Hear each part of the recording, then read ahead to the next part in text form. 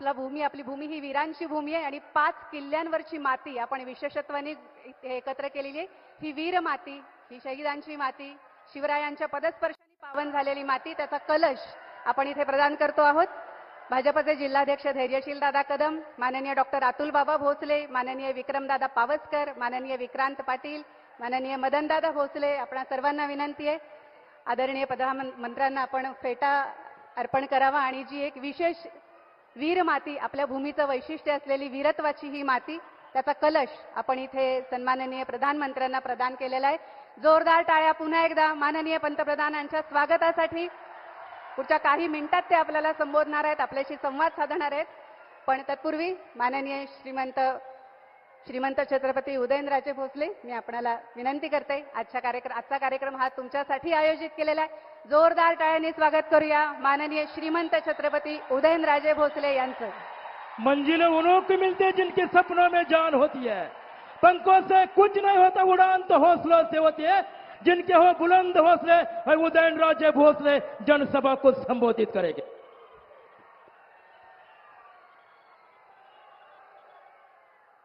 सर्वप्रथम या ठिकाणी मी व्यक्तिशः माझ्या वतीने आणि या व्यासपीठावरती उपस्थित असले आदरणीय वंदनीय या देशाचे लाडके पंतप्रधान नरेंद्र मोदीजी आणि सर्व मान्यवरांच्या वतीने आणि लोकशाहीतले आपण सर्व राजांच्या वतीने छत्रपती शिवाजी महाराजांना विनम्र अभिवादन करतो।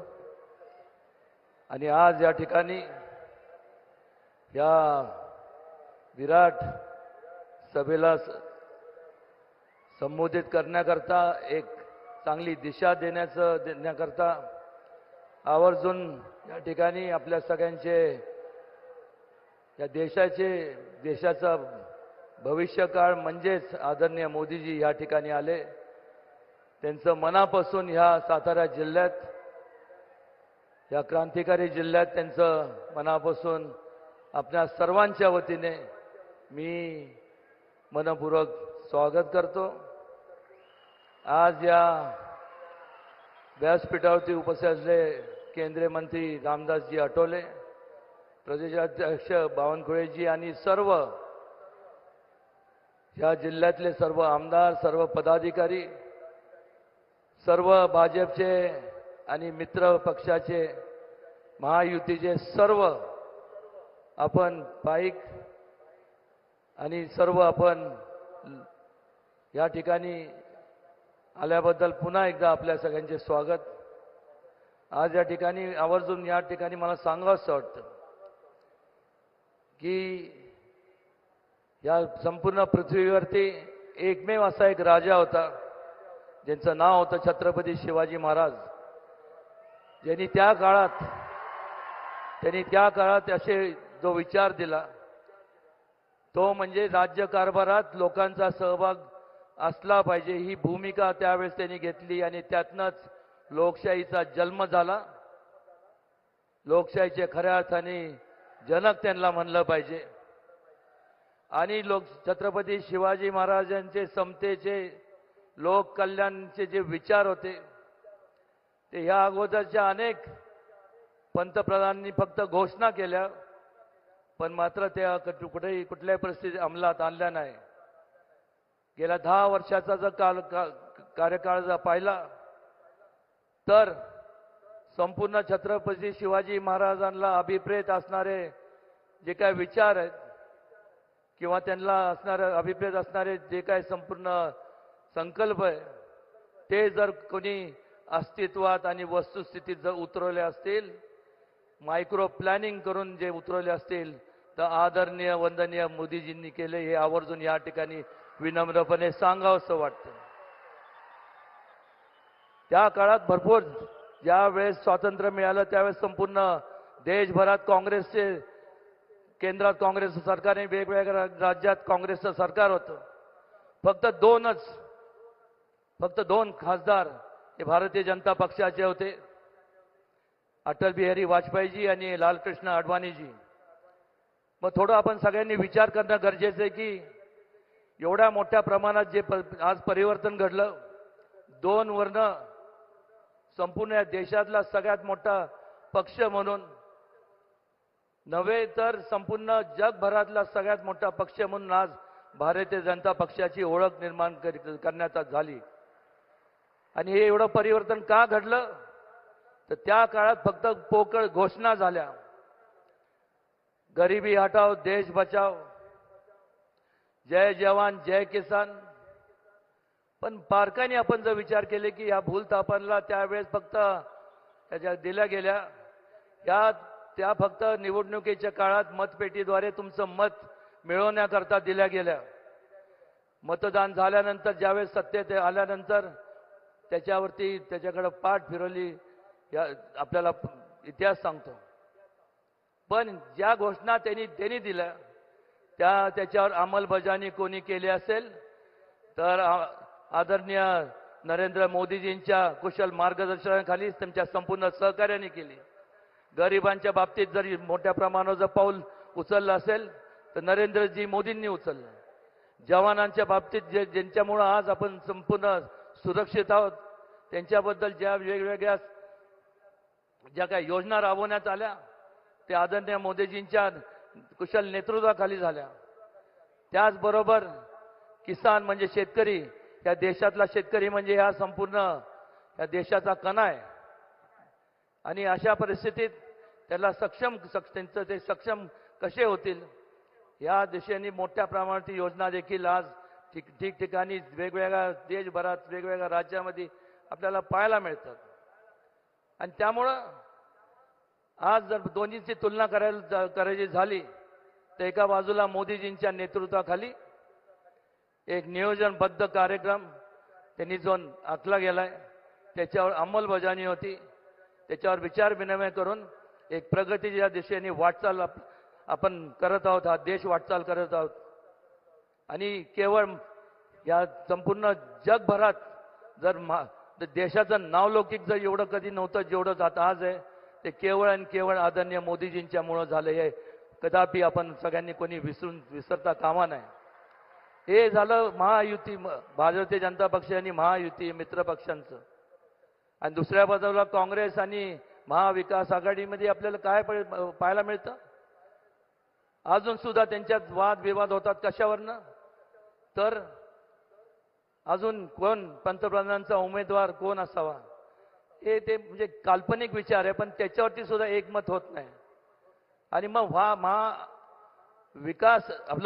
महाविकास आघाडी चुकून मला वाटते स्पेलिंग मिस्टेक झाली असावी, खरं तर महाभकास आघाडी असं म्हणलं तर चुकीचं ठरणार नाही.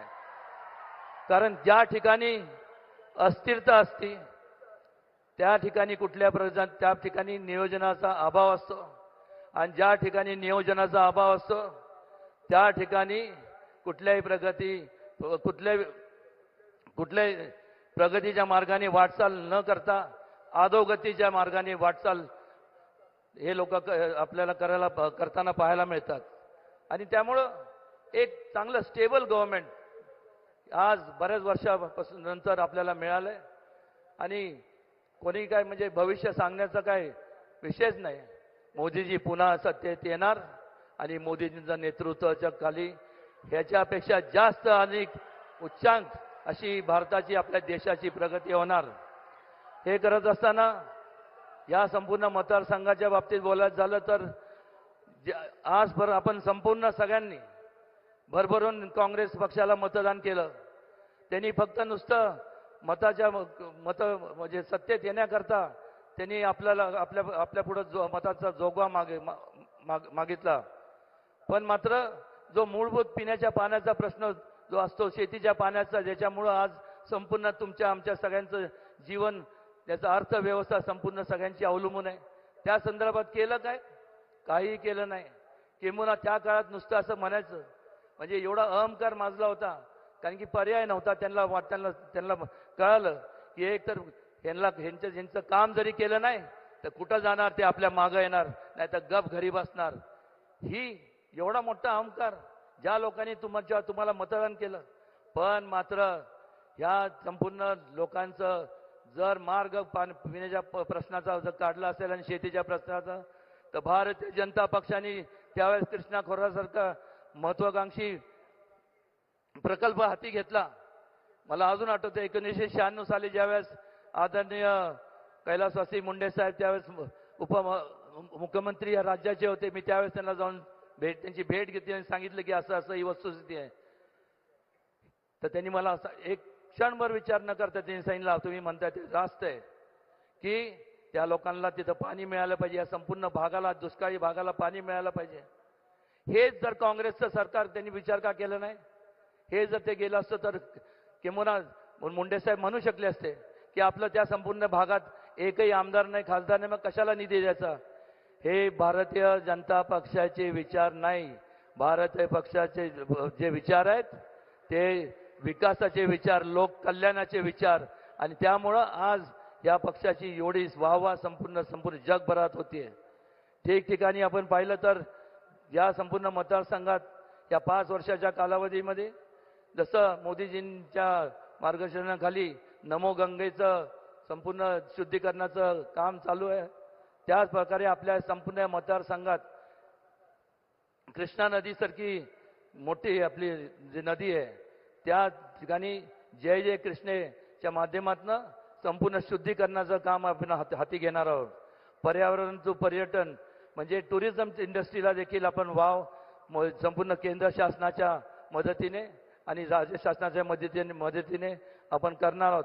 Industries, IT park, skill development याची नित्यान गरज आहे. कारण या अगोदर कुठल्या प्रकारची डेव्हलपमेंट न झाल्यामुळं ह्या संपूर्ण भागातले जे तरुण यांना दुसऱ्या जिल्ह्यात किंवा मोठ्या शहरांकडे धाव घ्यायला लागत होती.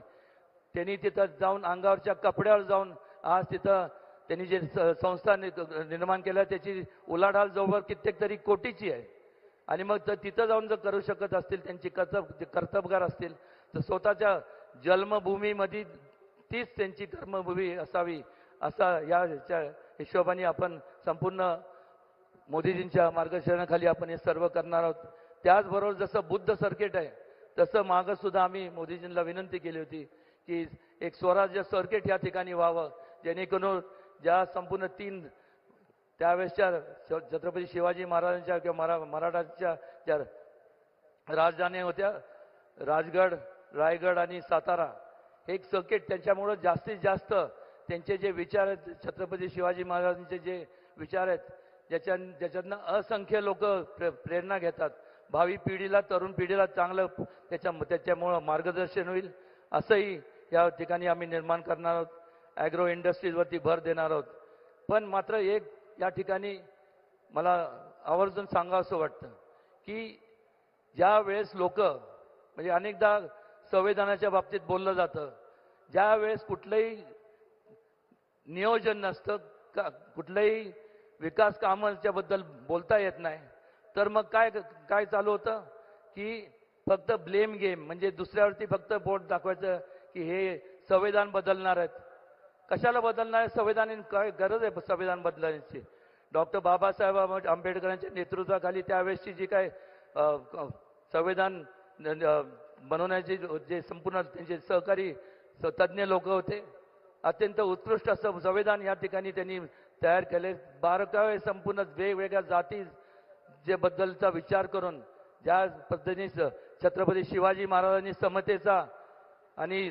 समतेचा जो विचार दिला, त्या समतेच्या भावनेतनं तयार करण्यात आलेलं हे संविधान आहे. आणि ह्या संपूर्ण जगाच्या पाठीवर कुठल्या पण देशाचं तुम्ही संविधान घ्या आणि आपल्या देशाचं घ्या, ते जवळपास पण आपल्या संविधानच्या तुकड्यांचे एवढं बारकावे पण त्या ठिकाणी पाहायला मिळत नाही. आणि संविधान बदलणार अहो, संविधानाचं पार खात्मा म्हणजे खलास करण्याचं काम जर कोणी केलं असेल तर त्या काळी असणाऱ्या काँग्रेसच्या पंतप्रधान आदरणीय इंदिराजींनी एमर्जन्सी लागू केली. का? तर मोठा उठाव व्हायला लागला. या देशातले संपूर्ण लोकांनी जेव्हा स्वतःच्या न्याय हक्कासाठी उठाव केला तर त्यांना वाटलं की मला विरोध करतात आहे. ते विसरून पण गेले होते हे संपूर्ण काँग्रेसवाले की समाजामुळं, म्हणजे त्यांनी एवढा अहंकार माजला की ते त्यांना वाटायला लागलं की आपल्यामुळं समाज आहे. पण भारतीय जनता पक्षातले प्रत्येक कार्यकर्ता आणि प्रत्येक नेते आदरणीय मोदीजी आणि त्यांच्या मार्गदर्शनाखाली काम करणारे सर्व जे आहे ते संपूर्ण त्यांचं म्हणणं काय की आमच्यामुळं तुम्ही नाही आहात, तुमच्यामुळं आम्ही आहोत, हे विनम्रपूर्वक आम्हाला सांगावं असं वाटतं. आज तुम्हाला केंद्रबिंदू मानून आदरणीय मोदीजी वाटचाल करतात. त्यांना खांद्याला खांदा लावून त्यांचं पाठबळ वाढवण्याकरता आज मोठ्या संख्येने आपण या ठिकाणी उपस्थित राहिल्याबद्दल मी पुन्हा एकदा आपल्या सगळ्यांचे मनापासून आभार मानतो आणि ईश्वरांनी प्रार्थना करतो की मोदीजींचं जास्तीत जास्त दीर्घकाळ ह्या संपूर्ण देशाला त्यांचं मार्गदर्शन, त्यांचं संपूर्ण योगदान लाभो. क्वचितच कधी असे म्हणजे खऱ्या अर्थाने म्हणजे जर एवढे बारकावे म्हणजे मी विचार करतो की दैविक शक्ती त्यांच्यात निश्चितपणे आहे. आणि नाहीतर मला सांगा एवढे बारकावे जे त्यांनी केले का ह्याच्या अगोदर कोणी त्यांचं काँग्रेस किंवा त्या इतर पक्षांचं हे काय विचार जखडून ठेवले होते का? का त्यांचा हात धरून ठेवला होता की त्यांनी सही करून नाही चांगल्या म्हणजे चांगल्या प्रकारे लोकांच्या हिताच्या कामं करता? पण हे करू शकले नाही आणि कारण हे मोदीजींच्या हस्तेच होणार होतं हे आवर्जून या ठिकाणी सांगावंसं वाटतं. आणि जास्त आपला वेळ न घेता आपल्या सर्वांना मोदीजींचे विचार ऐकायचे, त्यामुळं मी आपल्या सगळ्यांची रजा घेतो. जय हिंद, जय महाराष्ट्र, जय शिवराय.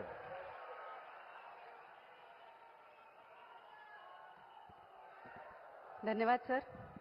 भारतवर्ष को विश्व गुरु पद पर विराजमान करने का सपना जिन्होंने अपने आंखों के साथ, खुद की आंखों के साथ 140 करोड़ भारतवासियों की आंखों में सजाया, सबको साथ लेकर सबके विकास की तरफ जो अग्रसर है वो भारत के सबसे लोकप्रिय प्रधानमंत्री और विश्व के प्रभावशाली नेता आदरणीय प्रधानमंत्री नरेंद्र जी मोदी साहब.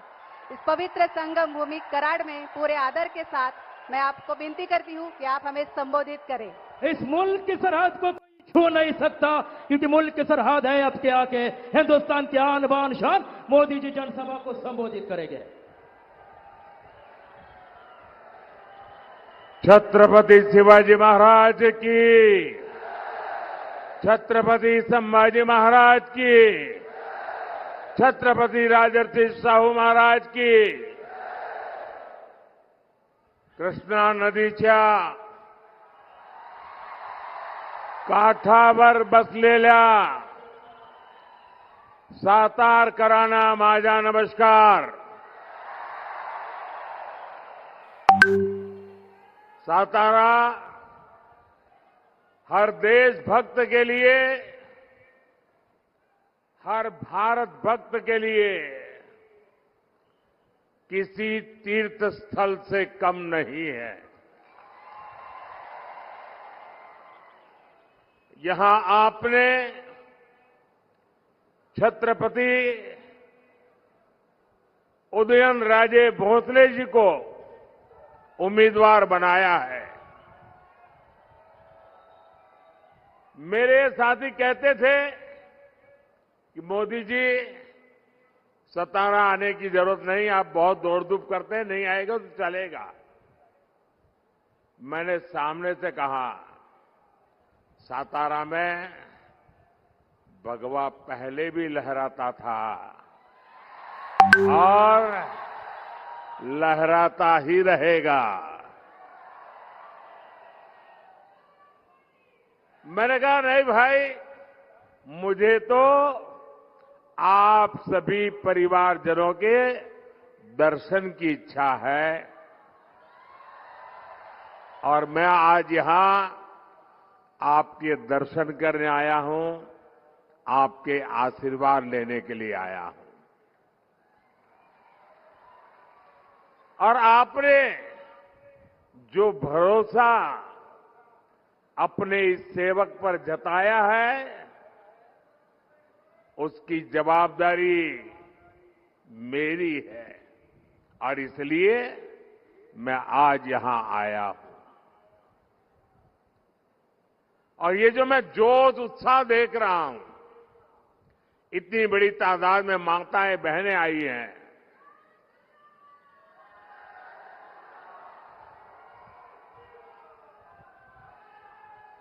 यहां से संदेश साफ साफ है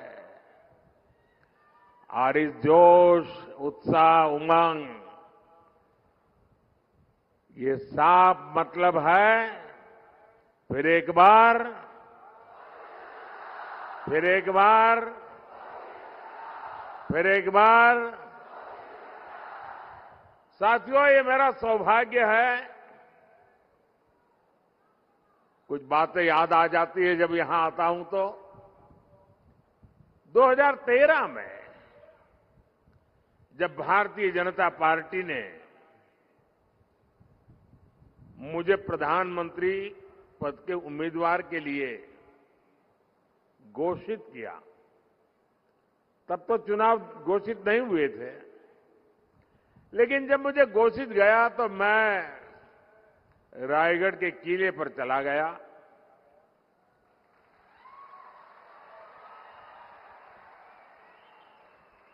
और कोई भी काम शुरू करने से पहले मैं छत्रपति शिवाजी महाराज की समाधि के सामने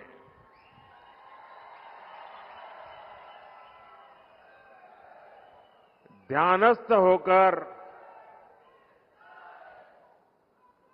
उस पवित्र भूमि पर बैठा था।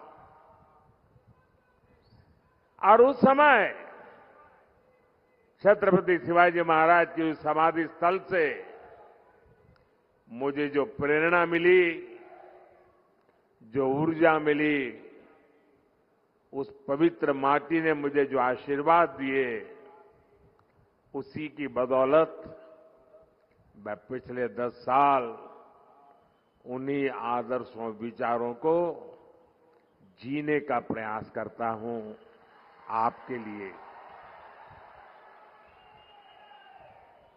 कुछ न कुछ करने का प्रयास करता हूं। साथियों, सातारा ने छत्रपति शिवाजी महाराज के सुशासन को देखा है। सातारा की ये भूमि शौर्य की भूमि है। आज मिलिट्री अपशिंगे गांव हो या सातारा का कोई भी सैनिक परिवार हो, आत्मनिर्भर होती भारत की सेनाओं को देखकर वो सबसे ज्यादा खुश है। आज हमारी सेना के पास एक से बढ़कर एक मेड इन इंडिया हथियार है।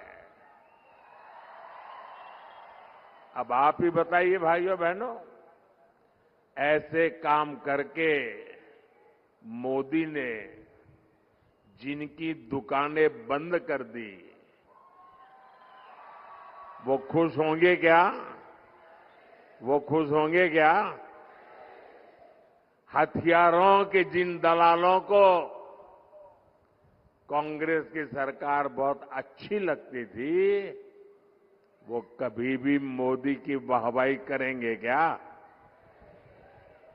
साथियों, मोदी ने सैनिक परिवारों को एक और गारंटी 1 रैंक 1 पेंशन की दी थी, और मोदी ने ये गारंटी भी पूरी करके दिखाई। कोई कैसे भूल सकता है कि कांग्रेस ने 40 साल तक सैनिक परिवारों को 1 रैंक 1 पेंशन OROP उससे वंचित रखा। सिर्फ 500 करोड़ रुपए का यानी झुंझुना दिखाकर कांग्रेस कहती थी OROP लाएंगे। यानी आंख में धूल झोंकने में इनकी ऐसी मास्टरी है, झूठ बोलने में इनकी ऐसी मास्टरी है। आज बीजेपी सरकार OROP के 1 लाख करोड़ रुपए, अब सोचिए, वो 500 का खेल खेल रहे थे, 500 करोड़ का, आज 1 लाख करोड़ रुपए से ज्यादा अपने पूर्व सैनिकों को दे चुकी है। भाइयों और बहनों, देश 1947 में आजाद हुआ। कांग्रेस ने गुलामी की मानसिकता को फलने फूलने दिया। पूरी दुनिया छत्रपति शिवाजी महाराज की नौसेना का लोहा मानती थी। आज भी विश्व में जब भी नौसेना की दुनिया में चर्चा होती है तो छत्रपति शिवाजी महाराज का नाम लिया जाता है। लेकिन इतने सालों तक आजाद भारत की नौसेना के झंडे में अंग्रेजों का निशान था।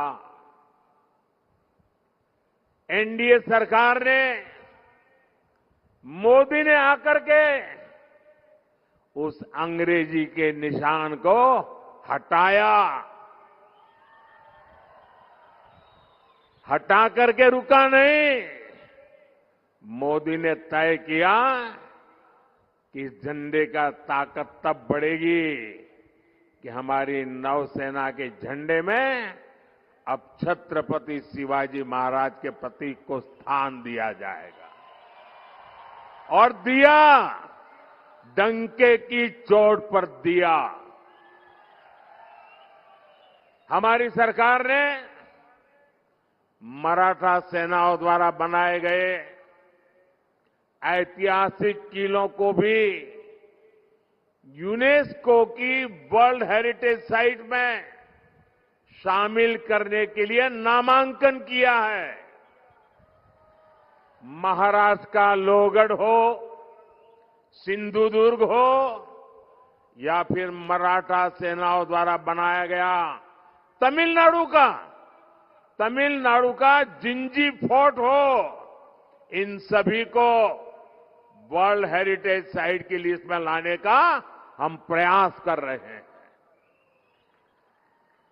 मराठा विरासत की शान दुनिया में बढ़ेगी तो हम सबको गर्व होना चाहिए कि नहीं होना चाहिए?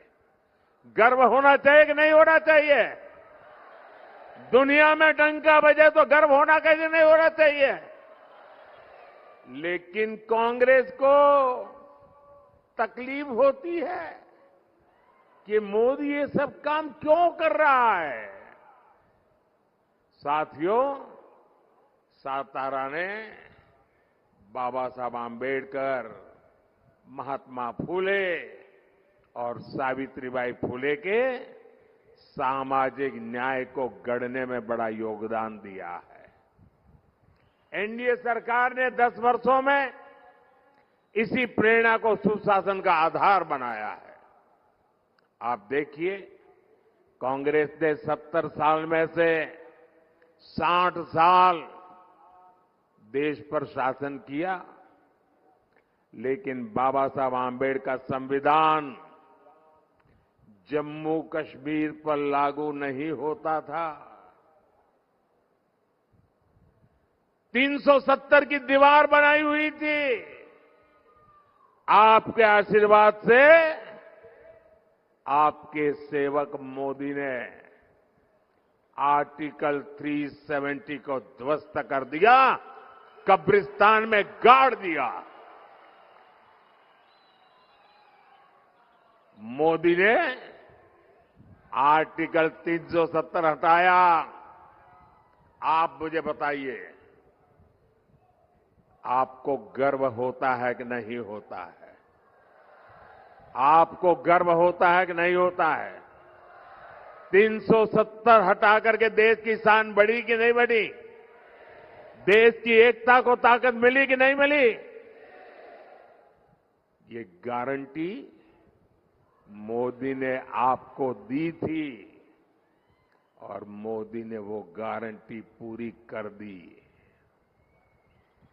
अब जम्मू कश्मीर में मैं जरा जो लोग आरक्षण के नाम पर झूठ बोल बोल करके हमारे देश के लोगों को गुमराह करने में लगे हैं, मैं जरा चुभने वाला एक सवाल उनको पूछना चाहता हूं। इतने आरक्षण के गीत गा रहे हो, क्या जम्मू कश्मीर में रहने वाले आदिवासी, जम्मू कश्मीर में रहने वाले दलित, क्या वो आरक्षण के हकदार थे कि नहीं थे?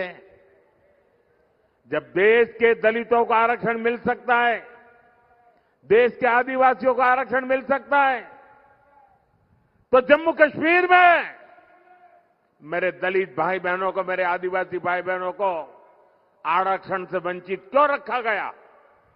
संविधान वहां पर लागू क्यों नहीं किया? क्योंकि वोट बैंक की राजनीति आप पर हावी रही है। भाइयों बहनों, 370 हटाकर बाबा साहब आंबेडकर के संविधान को जम्मू कश्मीर में भी लागू कर दिया। वहां मेरे दलित भाई बहनों को आरक्षण का अधिकार मिला, आदिवासी भाई बहनों को आरक्षण का अधिकार मिला, ओबीसी भाई बहनों को आरक्षण का अधिकार मिला। वो हक मिल रहा है जो हिंदुस्तान के हर महिलाओं को मिल रहा है, वो आज जम्मू कश्मीर में आजादी के इतने सालों के बाद मिल रहा है। भाइयों और बहनों, हमारी सरकार में ही मेरे देशवासियों को मुफ्त राशन, मुफ्त इलाज, पक्का घर, बिजली, पानी, अनगिनत सुविधाएं आखिरी व्यक्ति तक पहुंचाने के लिए मोदी ने अपना पल पल खपाया है। और ये लाभ पाने वालों में ज्यादातर कौन लोग हैं? कौन लोग थे जो इन चीजों से वंचित थे? इन सारे लाभ को पाने वाले सबसे ज्यादा मेरे दलित भाई बहन हैं, मेरे आदिवासी भाई बहन हैं, मेरे ओबीसी पिछड़े परिवार हैं। अब बीजेपी एनडीए की सरकार इन्हें प्राथमिकता देकर काम कर रही है। साथियों, हमारी सरकार ने ही आरक्षण, जो पॉलिटिकल आरक्षण की व्यवस्था है, पहले जब अटल जी की सरकार थी तब उसका कार्यकाल बढ़ा दिया था, और जब मोदी को आपने अवसर दिया, मोदी ने फिर उस कार्यकाल को बढ़ा दिया। ये हमारा कमिटमेंट है। हमने ओबीसी कमीशन को संवैधानिक दर्जा दिया, लेकिन कांग्रेस के इरादे क्या है, ये हमने कर्नाटका में देखा है। क्या कर रहे हैं? छत्रपति शिवाजी महाराज की धरती से मैं आपको जगाने आया हूं भाइयों। ये क्या खेल कर रहे हैं, जरा चौंक जाएंगे आप सुन करके। भारत का संविधान धर्म के आधार पर आरक्षण की मनाही करता है। बाबा साहब आंबेडकर धर्म के आधार पर आरक्षण की मनाही करते हैं, लेकिन उन्होंने क्या किया?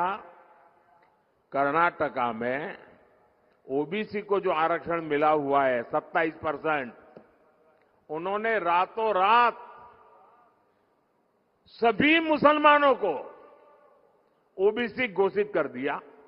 एक फतवा निकाल दिया, कागज पे थप्पा मार दिया, और रातों रात ओबीसी के हक के जो 27% आरक्षण था उसमें से डाका डाला और अधिकतम उन्हीं को दे दिया। अब कांग्रेस संविधान बदलकर यही फॉर्मूला पूरे देश में लागू करना चाहती है, लेकिन कांग्रेस और इंडिया गाड़ी वाले कान खोल करके सुन लीजिए, जब तक मोदी जिंदा है,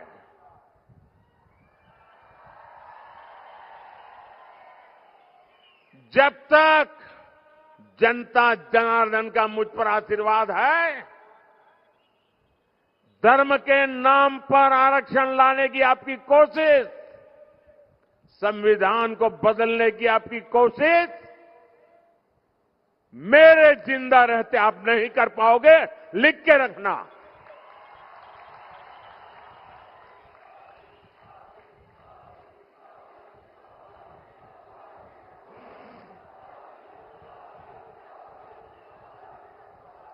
साथियों, ये 21वीं सदी टेक्नोलॉजी ड्रिवन सदी है और मैं स्वयं भी टेक्नोलॉजी का बहुत बड़ा समर्थक रहा हूं। मैंने सोशल मीडिया का उपयोग हमेशा जनता जनार्दन से जुड़ने के लिए किया है, आपकी इच्छाओं आकांक्षाओं को जानने के लिए किया है। आप तक सरकार का कोई कार्यक्रम पहुंच रहा है या नहीं, उस पर सुधार की गुंजाइश क्या है, ऐसी फीडबैक के लिए मैंने सोशल मीडिया का उपयोग किया है। लेकिन ताजा घटनाएं परेशान करने वाली है। लोकतंत्र प्रेमी हर व्यक्ति को शर्मसार करने वाली है। जो लोग भाजपा से, एनडीए से मुद्दों के आधार पर, सच्चाई के आधार पर, अपने कार्य के आधार पर आमने सामने राजनीतिक लड़ाई नहीं लड़ पा रहे हैं, वो अब सोशल मीडिया पर फेक वीडियो फैला रहे हैं। हमारी पार्टी के अलग अलग नेताओं की आवाज में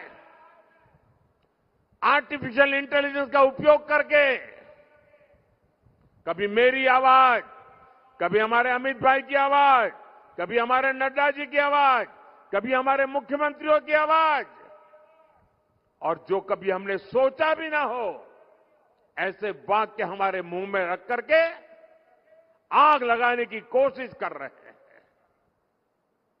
ऐसी खबरों से, ऐसे वीडियो से समाज के अंदर तनाव पैदा करने का षड्यंत्र चल रहा है।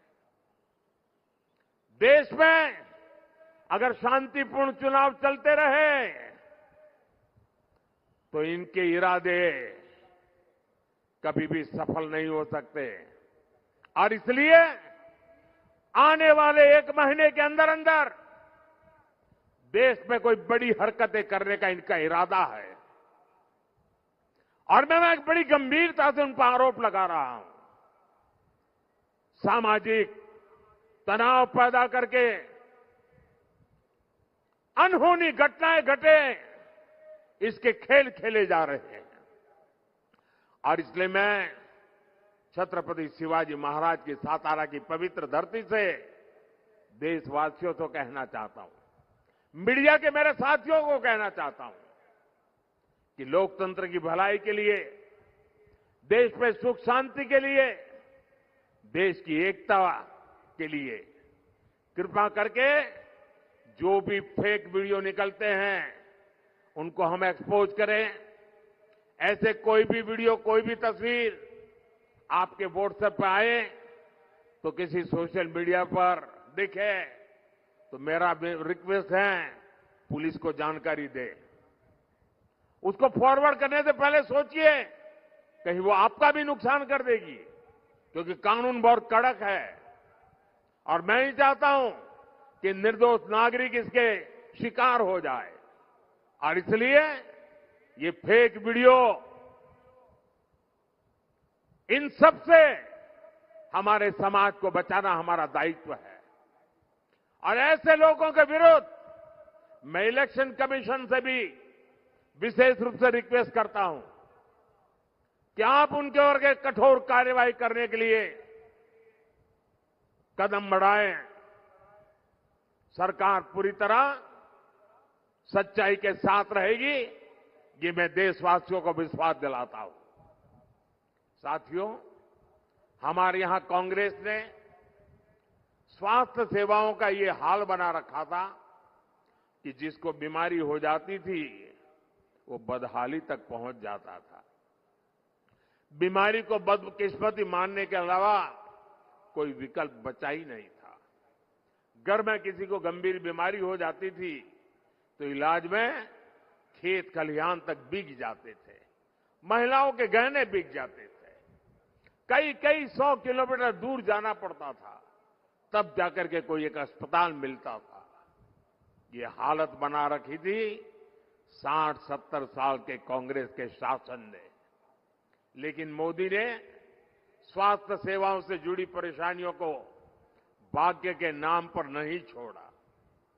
मोदी ने हर देशवासी को बेहतर स्वास्थ्य सेवाएं देने का संकल्प लिया। हमने देश में 20 से ज्यादा नए एम्स बनाए।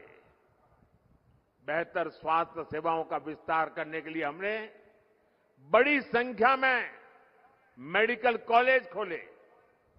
2014 में देश में करीब 50,000 एमबीबीएस की सीटें थी। 50,000 डॉक्टर निकलते थे। आज हर साल 1 लाख से ज्यादा एमबीबीएस डॉक्टर्स पढ़ करके निकल रहे हैं। ये डॉक्टर छोटे शहरों, ग्रामीण इलाकों में भी इलाज का बड़ा माध्यम बन रहे हैं। आयुष्मान आरोग्य मंदिरों के जरिए आज गांव में स्वास्थ्य सेवाओं का विस्तार हो रहा है।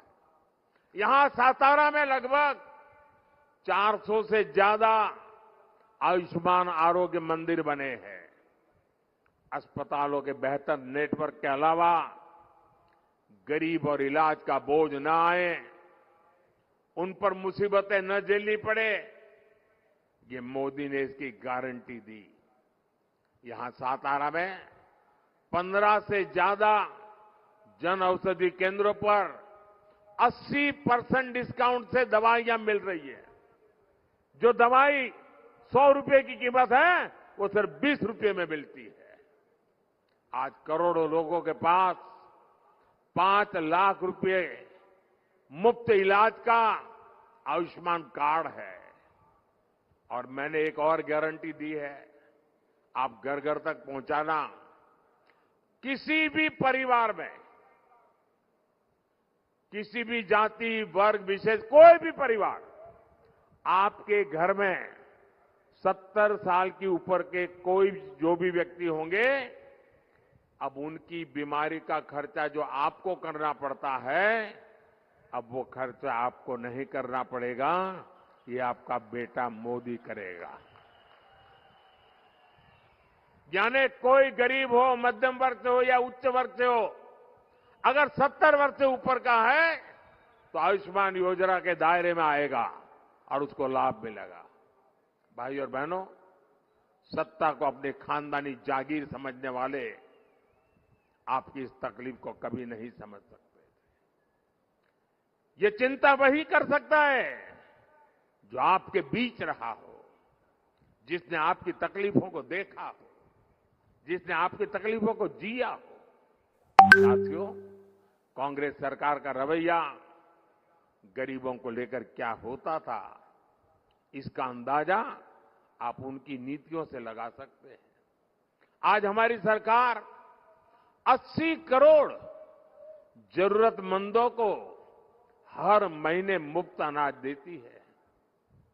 और जब से कोरोना आया तब से चालू किया और आने वाले 5 साल की भी गारंटी दी है। एक भी नया पैसा लिए बिना मुफ्त अनाज देते हैं। लेकिन जब कांग्रेस की सरकार थी, तब लाखों टन अनाज सरकार के गोदामों में सड़ता था, पानी में बिकता था और कांग्रेस सरकार उसे गरीबों को देने को तैयार नहीं थी, मना कर दिया था। इतना ही नहीं, सुप्रीम कोर्ट ने कहा था, सुप्रीम कोर्ट ने हस्तक्षेप किया था और सुप्रीम कोर्ट ने कहा था कि कांग्रेस सरकार अनाज गरीबों में बांटे।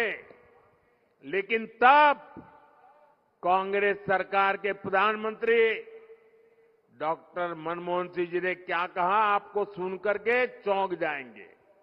उन्होंने कहा था कि सुप्रीम कोर्ट इस मामले में दखल न दे, यानी अनाज सड़ता है तो सड़े, गरीब भूख से मरता है तो मरे, लेकिन कांग्रेस सरकार गरीबों को अनाज देने को तैयार नहीं थी। ये कांग्रेस की असंवेदनशीलता थी। और इसलिए ही आज जब मैं 80 करोड़ जरूरतमंदों को मुफ्त राशन दे रहा हूं, तो कांग्रेस को सबसे ज्यादा दिक्कत होती है। भाइयों और बहनों, तुष्टीकरण के आगे घुटने टेक चुकी कांग्रेस ने एक और बड़ी घोषणा, खतरनाक घोषणा की है। ये कांग्रेस कह रही है, आपके खेत, आपके घर, आपके परिवार में माताओं बहनों के गहने, उनके मंगलसूत्र, कांग्रेस कहती है अब एक्सरे करेंगे, एक्सरे। आपके लॉकर में क्या पड़ा है, एक्सरे करके देखेंगे। आपके घर में क्या पड़ा है, एक्सरे करके देखेंगे। यानी घर घर छापा मारी करेंगे और आपकी संपत्ति जब्त करेगी। एक लिमिट से ऊपर आपके पास जो भी है उसको लूटने का कांग्रेस सरकार इरादा रखती है। और उनकी जो खासम खास वोट बैंक है ना, उनको मजबूत करने के लिए उनको बाढ़ देंगे। मैं जरा सातारा के भाई बहनों को पूछना चाहता हूं, क्या आप ऐसा होने देंगे? आप ऐसा होने देंगे? क्या आपको इस प्रकार की नीतियां मंजूर है? ऐसा सोचने वाले लोग देश की राज में होने चाहिए। मोदी का प्रयास है कि देश में हर बहन के नाम पर कोई न कोई प्रॉपर्टी हो, इसलिए घर बहनों के नाम पर दिए जा रहे हैं। जन जन खातों से करोड़ों बहनों को पहली बार बैंक खाते खुले। अब बीजेपी सरकार उसमें सीधा पैसा डालती है। मोदी अपनी बहनों को ड्रोन पायलट बनाने में जुटा है। मोदी ने 3 करोड़ बहनों को लखपति दीदी बनाने की गारंटी दी है। लेकिन कांग्रेस के शाहजादी की चली तो कांग्रेस माताओं बहनों की कमाई, उनके गहनों को भी नहीं छोड़ेगी। साथियों, मोदी का संकल्प हर बहन के घर तक और हर किसान के खेत तक पानी पहुंचाने का है। Laxman Rao Inamdar lift irrigation scheme हो, तराली प्रोजेक्ट हो, टेम्पू लिफ्ट इरिगेशन प्रोजेक्ट हो, वांग इरिगेशन प्रोजेक्ट हो, ऐसी हर सिंचाई परियोजना महायुति सरकार की प्राथमिकता को दिखाते हैं। आने वाले 5 साल में ऐसे अनेक सिंचाई प्रोजेक्ट हम पर पूरा करेंगे। साथियों, हम खेती में सहकारिता का व्यापक विस्तार कर रहे हैं। इसलिए पहली बार अलग सहकारिता मंत्रालय बनाया गया है। हमारी सरकार ने गन्ने के एफआरपी में रिकॉर्ड वृद्धि की। पहली बार शक्कर की एमएसपी तय की। हमारी सरकार इथेनॉल पर इतना जोर दे रही है, इसका सीधा लाभ गन्ना किसानों को हो रहा है। पीएम किसान सम्मान निधि के करीब 1500 करोड़ रुपए यहां सातारा जिले के मेरे किसान भाइयों के खाते में जमा हुए हैं। साथियों, बीजेपी अपनी विरासत को भी शान से आगे बढ़ाने में जुटी है। इसलिए जो हमारे किले हैं उनको भी सजाया संवारा जा रहा है। यहां कनेक्टिविटी पर बहुत काम हो रहा है। हम यहां जो हमारे आस्था के स्थान हैं, जो धरोहरें हैं, वहां आना जाना आसान बना रहे हैं। मेरा आपसे आग्रह है, 7 मई को हर बूथ पर कमल खिलाना चाहिए। भारी मतदान होना चाहिए। और आपको मैं गारंटी देता हूं, आपका सपना ये मेरा संकल्प है। और आपका सपना पूरा करने के लिए मेरा विजन भी है और जीवन भी उसी के लिए है। 24/7 24/7 फॉर 2047 इस मंत्र को लेकर के मैं काम कर रहा हूं। आप घर घर जाइए, मतदान के लिए लोगों को प्रेरित करिए, ज्यादा से ज्यादा पोलिंग बूथ पर ज्यादा से ज्यादा वोटिंग, पुराने सारे रिकॉर्ड तोड़ने के लिए गर्मी कितनी ही क्यों न हो, देश के लिए हम समय निकालें, मतदान अवश्य करें। क्या आप मतदान बढ़ाएंगे? घर घर जाएंगे, पोलिंग बूथ जीतेंगे? अच्छा, मेरा एक काम और करेंगे, मेरा एक पर्सनल काम करेंगे आप? जरा हाथ ऊपर करके बताएं तो मैं मानूं। करेंगे? करेंगे? अच्छा, घर घर जाइएगा और कहिएगा कि मोदी जी सातारा आए थे और परिवार के सबको नमस्कार कहा है। मेरा नमस्कार पहुंचा देंगे? हर परिवार में मेरा नमस्कार पहुंचा देंगे? बोलिए भारत माता की, भारत माता की, भारत माता की। बहुत बहुत धन्यवाद।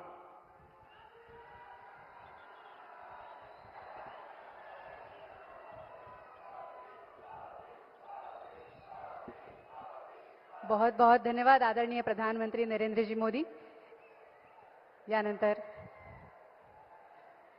आपल्या सगळ्यांना ते अभिवादन करतायत आणि आपणही आपला सगळ्यांचा निश्चय, आपल्या सगळ्यांचं मत, आपल्या सगळ्यांचं म्हणणं आणि आपल्या सगळ्यांचा त्यांच्याविषयी असलेलं प्रेम आपल्या जोरदार टाळ्यांमधनं पंतप्रधान मोदीजींपर्यंत पोहोचवूया।